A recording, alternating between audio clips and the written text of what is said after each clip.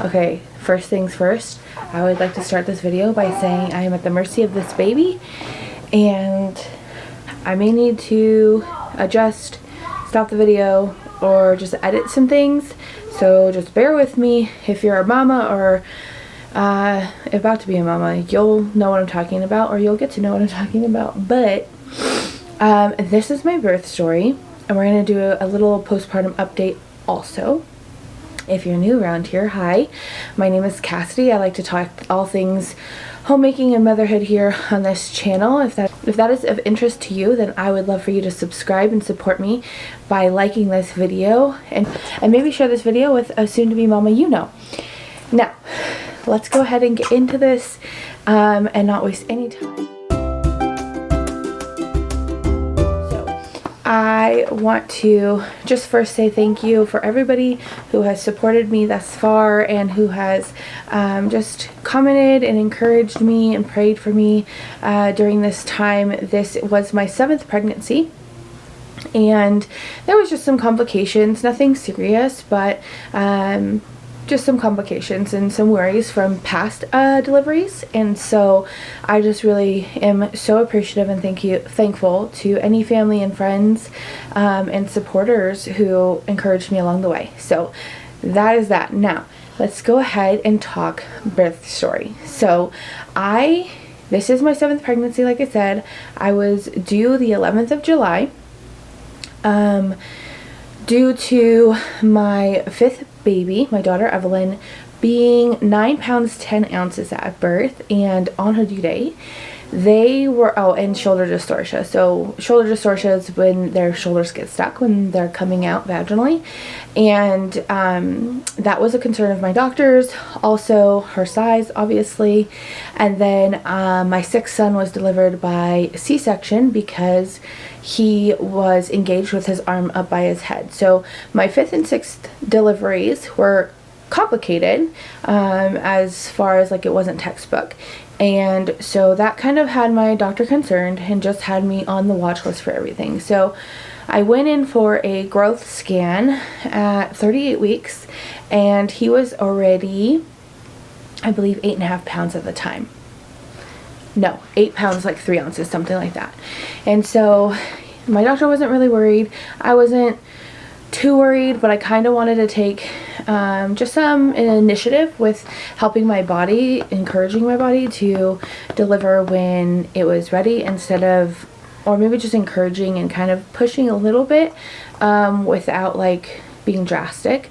So I started doing like the red raspberry leaf tea, the primrose, walking, the marital things, all the things that you're supposed to do to help encourage. And then I was in like, what is it called? Prodromal labor. I was in prodromal labor for about a week. And you guys, I'm going to be honest, this is my 7th pregnancy, like I said. Guys, I was exhausted. I was so tired. My body hurt so much. I wasn't capable of I was capable. It just was painful, very uncomfortable to just do pretty much everything. And I felt pretty useless, I'm gonna be honest, when it came to like my other kids. My big kids had to help a lot. My husband helped a lot. Friends helped a lot, because I just couldn't keep up with things. And so I finally just got to the point where I was like, okay, listen, I'm gonna go ahead and try this midwife brew. I did it before with Evelyn, number 5, and because I was in prodromal labor with her for like 2 weeks. It was intense, it was intense. I was so exhausted and so much just discomfort that my doctor finally gave me the go ahead to do castor oil, but I didn't want to do castor oil specifically because I heard all of the stories about and making you poop.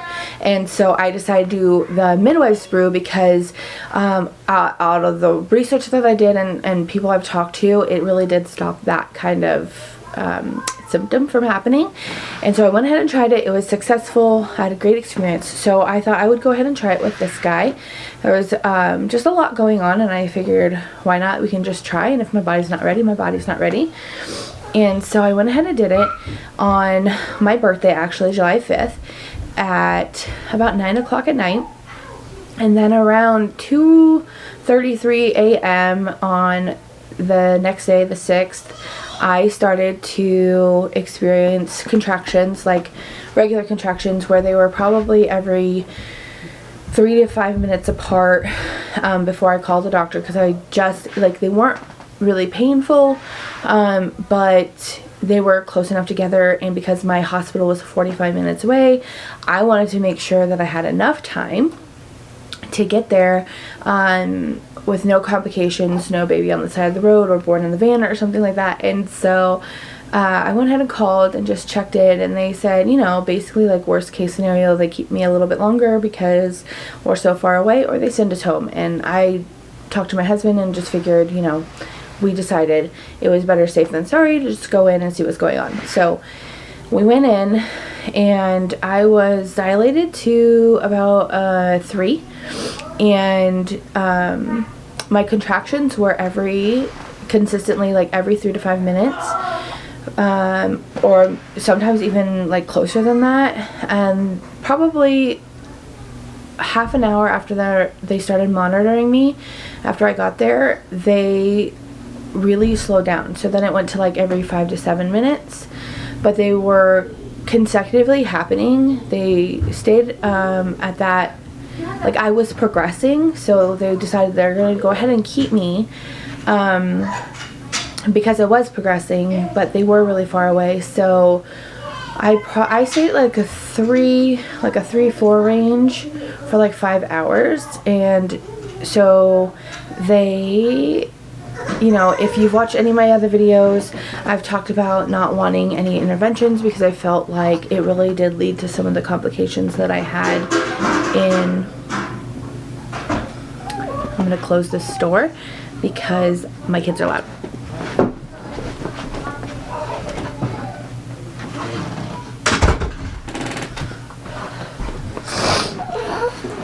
Okay, so it took away some of that light there. And I feel like now I have like a glare, but they are being really loud. So, you know, we have like some ambiance here. Anyways, I stayed at a 4 for about, I think, like 4 or 5 hours. I wasn't really progressing. My contractions slowed down to where they were every 7 minutes apart, consecutively happening, but just not doing much. And so they decided that that the best way to go about it was to pop my water. I really felt and believed that due to interventions, some of those complications that happened that led to some just issues with the 5th and 6th pregnancy. So I talked about it, we prayed about it with my husband, and just decided, okay, go ahead and pop my water. Now, like I said, this is my 7th baby. I've had quite a bit of different experiences with each delivery has been different, and I know once they pop your water, the contractions come on quicker, and usually my water doesn't break until like baby's coming or right before. And so I didn't really want to labor with, sorry about that, I had to fix my camera. I hope I'm sorry if I repeat myself. So basically I knew once they intervened it was just going to intensify labor and better the chances of them intervening some more. So I went ahead and decided to go ahead and get the epidural, so at least I can get some sleep and just not be hit with a bunch of pain. And if they decided to bring on Pitocin to help get those contractions closer, then I was prepared. So went ahead and got the epidural at, I want to say it was around noon, 1 o'clock, the end of the afternoon. And like I said, I got there about I think I got there like 3:30, 4 a.m. So I was in labor for quite some time, not a whole lot of progress, just feeling like just a little disappointed because so far my ideas of what I wanted to happen weren't going to plan, and I know not to expect it, but just feeling disappointed, and I'm sure so many mamas can relate. So like I said, got the epidural around noon, 1 o'clock. I think I got to a 6 and kind of stalled again like I did before them breaking my water. And so around, I want to say 7 or 8, they decided that starting just a little bit of Pitocin would probably be the best bet. I was really distraught and upset because I didn't want Pitocin. I don't like Pitocin. I think that I knew that it was necessary, that it was going to be the thing that brought this baby into my arms and it was going to like push me, but I knew that it was just going to be, it was just like one more thing. And like I said, number 6 was a C-section, and every little intervention kind of like ups the chances of you pretty much having a repeat C-section. So I was really concerned and worried about that, but I knew that my body needed a little bit of help, that something wasn't quite right, and I knew that I needed it. I just really didn't want to. And so talked again with my husband and prayed about it and everything, and you know, he brought up some really good points, and it was just like, this is going to be the best thing. And he just kept reminding me the reward at the end was I got to have this sweet baby in my arms. So I went ahead and decided, let's go ahead and start Pitocin very, you know, slowly. And it was bringing my contractions, like it got my contractions more regular, closer together. They were every, I think like 3 to 4 minutes. They got, you know, consecutive and stuff, but I still just wasn't progressing. They were switching me in all different positions. They used the peanut ball, which is, you know, the exercise ball shaped like a peanut, and they were flipping me side to side, making sure, one, that my epidural was going to stay consistent on like my full body, and then making sure, just trying to try different positions. They tried the throne position, where they break the bed down to the part that your feet are on is lower down, and then you're upright in like a chair or throne position, like seat. And they tried, you know, me going on my knees, all kinds of things, and he just wasn't like coming down. And then my doctors, I think it was around 10 o'clock, my doctor and the doctor who was on call switched positions, switched shifts, sorry. And she came in and she checked me, and she was just like, you know, kind of like, thank God also for having the epidural when they're checking you. It's a huge difference. And especially once they had to kind of like explore why he wasn't coming down and like my cervix wasn't changing. And she found out, like, when she was checking everything, she figured out that his head was basically stuck on my pubic bone, on like the top part of my pubic bone. So the reason why I wasn't progressing, I wasn't getting farther along, is because his head was compressing on my pubic bone, not on my cervix. And so she decided the best bet, honestly, the position that would do the best would be to lay me flat. So she went ahead and laid me flat on my back, and no joke, 20 minutes later, I was fully complete, like he was there. So one of my huge concerns, probably a lot of moms have during labor and delivery when getting the epidural, is like the pushing process. And so it's not that I was worried about pushing. Pushing is like the best part, because it's literally like you see the light at the end of the tunnel. It's like you see the end of the race, you know what I mean? Like, you know, it's right there, you just have to get through it. And so pushing's like the best, and also it feels so much better going through contractions when you can push. So pushing's not a big, like, that doesn't freak me out. I can understand why it does freak out moms, but because I am experienced enough, like, I just know, like, that's not the worst part of it. But I had gotten so numb because I got the epidural around 1 o'clock, and it's now midnight, so I've almost had it for 12 hours. And I was just like, oh my gosh, I'm not going to be able to feel anything. I can't push this baby out. My legs were like, they were as heavy as logs. They were so numb. I had no feeling in them whatsoever. So once it came to the point of pushing, I was so worried. I was so worried. So worried. And I kept on just like asking the nurses, like, what if I can't push? What if I can't push? Because I wanted to stop the epidural basically so that I can fill, or like have them kind of like turn it down and turn it off when it was time to push so I can start filling. And so the doctor was like, look, I know that you're worried, let's just do a little practice push real quick, we'll see how you're pushing, and then we can help you from there. And I did the push, and she was like, oh no, see, I told you you were gonna be good at this, which I was really shocked and surprised, because I think my shortest like pushing experience was maybe like 20 minutes, and that was with my third daughter, or my third baby, my second daughter, Layla, because I was like an accidental, natural, drug-free birth. She just came out really fast, like she was my 58-minute one. And so they told me, like, the only way this is gonna end is if you push her out. Like, you want this pain to stop, get her out. And so sure enough, I just pushed with all my might. I literally like broke blood vessels in my eye because I was pushing so hard. So that was my shortest experience. So when she was like, oh, you're good at this, I was shocked, and I just was like relieved, and I can feel myself starting to get like really emotional, because I knew it was just like, it was moments away. And this whole pregnancy, all the things that I've been worried about and concerned and anxious over, like, it was all coming to an end, and I was about to meet my son,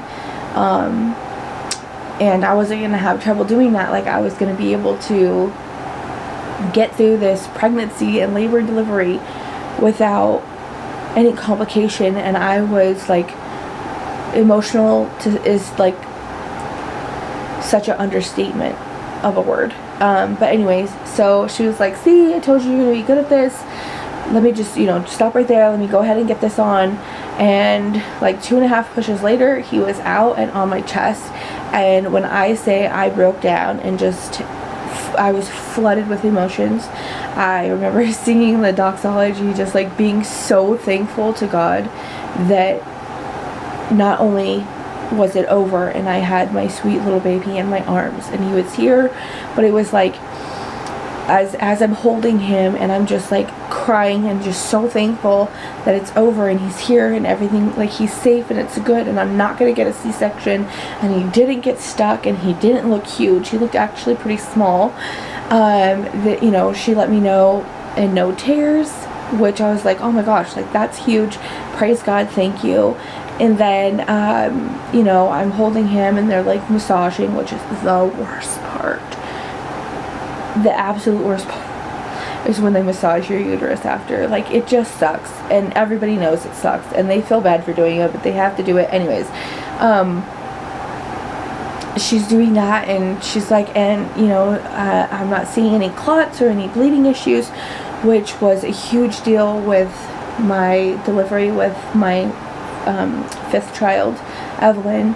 She's the one with shoulder dystocia who was large. I had postpartum hemorrhaging, and it was such a traumatic experience. And so basically, I'm going to try really hard not to cry during all this, guys. Basically, not only did I have my sweet baby without a C-section or him getting stuck, but also I had no tearing, no bleeding. Like, it was the most amazing delivery that I could have possibly even hoped or dreamed for. And, like I said, I've had 7 very different experiences. Every single one of them, every one of my pregnancies and deliveries have been different. But to just be praying and having so many people praying for me during this time, and them tell me these things that I was so anxious and stressed and worried about, and just like crying and asking for prayer for, literally just were non-existent. And I was just so thankful and so overcome with emotion, so relieved,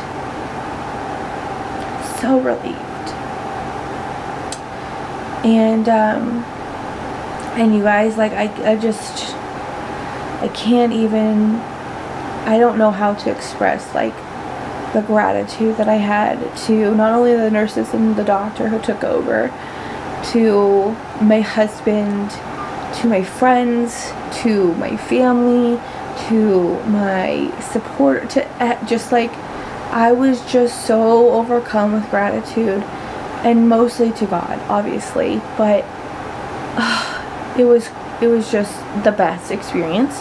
And one of the things that I will say, labor and delivery in Idaho just, is different than in California, okay? Because let me tell you, it just would not have gone that way. Not only like the labor and delivery experience, but like the postpartum stuff. Okay, so let me explain. So they pretty much just let me choose all the things. I had a choice and a say in everything, and they didn't shame me. They weren't passive aggressive. They weren't judging, like none of that. Like they were just like, okay, if this is what you want to do, this is what you want to do. Not only that, but normally you would have to stay like with a multiple time mom. So like if it's not your first time as a mom, usually they'll let you go home within 24 hours as long as there's no complications or problems.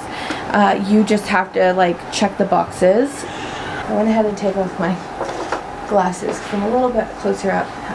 You're a little fuzzy, but the glare was so bad I can't stand it.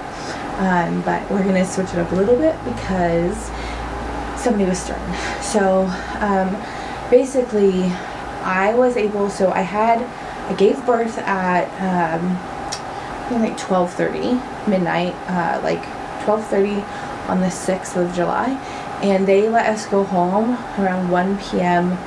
on the 7th that afternoon, which was my daughter Layla's birthday. So the 5th of July is my birthday, the 6th of July is his birthday, and the 7th of July is Layla's birthday. So that's a busy week for us, but I really love it. Anyways, so I was there just a little over, I was there longer, but from the time I had him until the time I was released was just over 12 hours, which was really great. I was so excited to be able to go home. So that's different about Idaho, the time frame, and it's probably like just because of COVID times and stuff like that with the pandemic. As long as there's not a reason to keep you, they probably do get you out because there's no need, which is great. And then I also didn't have to, because we're so far away from like a military facility, which is our insurance, is through his job in the military. Because of that, and we have to pay out of pocket some of it, and so the fact that we didn't have a second night in the hospital means it's cheaper for us also. So that was great. And I was super thankful for that, and it was just like an overall great experience. Like the medical staff that I had was incredible. They were so supportive and encouraging and helpful and just sympathetic, and I loved it. I was so thankful for it. I had an amazing experience. He's here, and like I'm just so thankful for the birthing experience. Labor was like slow and long and pretty, like, it was probably like, I would say like middle of the road. Like it wasn't really hard, it wasn't really easy, it was just kind of like labor. So I am just like, I'm super thankful. Like I said in the beginning of this video, like I'm so thankful to each one of you who were praying and were encouraging. If you're new around here, then I look forward to your support as well. This is Malachi Owen, baby number 7, snoozing away. He's so sweet. Let me get a little closer. Let's see if he'll let me. He's so cute. Okay. Okay, so he was 8 pounds, 8 ounces, and 21 3/4 inches long. He looked so tiny when he was born, you guys. If I did not see the number on the scale, I would not have believed it. He definitely looked long, but he just looked so tiny. But he is my 3rd biggest. Evelyn being my biggest at 9 pounds, 10 ounces. And then Aries, my 2nd born, is the 2nd largest at 8 pounds, 12 ounces. So just about 9 pounds. And then Malachi's right behind him. Like I said, it was an amazing labor and delivery. There was no complications. He was great. He passed all his tests. It was easy peasy. I did decide not to do the eye goop, I forget what it's called, or the Hep B shot. I did go ahead and do vitamin K because it was an aluminum-free option, and that's the one that helps their blood clot up until a week old. They don't really have the ability to do so. So I just felt, because my history and stuff like that, I want to be safe and make sure that there was no complications for him need be. So that's what we went ahead and did. If you like this video, please hit that thumbs up. I'd really appreciate any support. Comment down below if you're expecting, or if you're just here to support. I'd love to chit chat a little bit with you and get to know you guys better. If you know a friend like me who just likes watching birth stories and labor and delivery, go ahead and share this with them. I would love any and all support. I appreciate you. I appreciate you watching and being here, and I look forward to sharing more about him and our experience in videos to come. So if you are not subscribed, you should do so, and make sure that you hit the bell so that you're notified when any video is released and you don't miss a thing. And I'm going to go ahead and cut it off here. I am so thankful for you, like I said, thankful for my experience, and I can't wait to see you in the next one. Bye.